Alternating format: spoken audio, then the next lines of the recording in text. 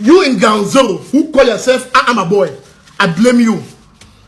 I blame some of you because I see some of you Amber boys in groups. You are arguing. You are protecting a government. What government are you protecting? What government? So scammers sit in diaspora who call themselves politicians. They sit fat like me with my big tummy. They sleep well on the bed. They get up well and go to work. Are you in ground zero? You are fighting. You die every day. You call yourself that you are a ground zero fighter, and then you are fighting. You are arguing about the government. Which government? Who put them there? You are fighting the government. Which government?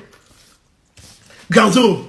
Is it not time you on ground zero come together, put yourselves together, and form a Supreme Revolutionary Council? Is it not time?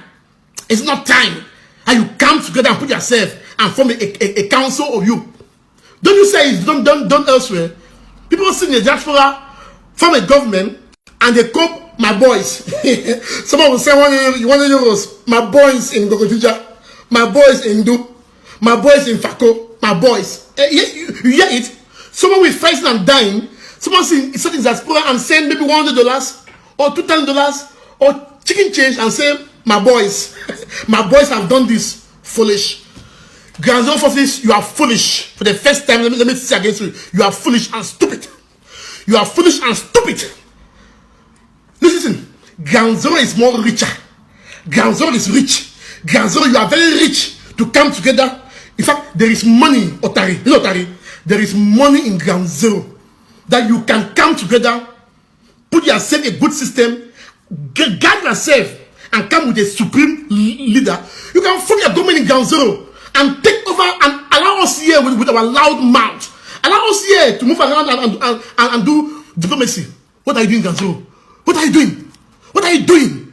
What are you doing? Are you dying for us? Listen, if you don't know, let me tell you now the truth. If you don't know, there is 99% chance that all of us in Ground Zero, in diaspora, if it succeeds, will come home alive. There is 99% chance that if this succeeds, all of us in diaspora will come home alive. And you know what? Let me tell you, what? They will come and occupy positions. Ministers, governors, this. You hear? You hear? And you on Ground Zero fighting, you have 20% chance. You have 80% chance not to even see Amazonia. The truth. So, if you're an Amber boy on Ground Zero, someone sit in diaspora and send you $100,000, or I mean, 1,000 CFA. He said, my boy, go and attack Camp A.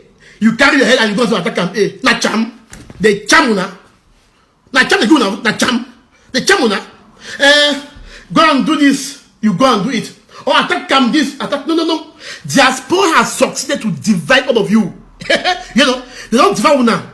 They don't into group by group, this by this, that. Make you not accept, make a machine be supreme leader. Or make you not accept, make General Keto be supreme leader.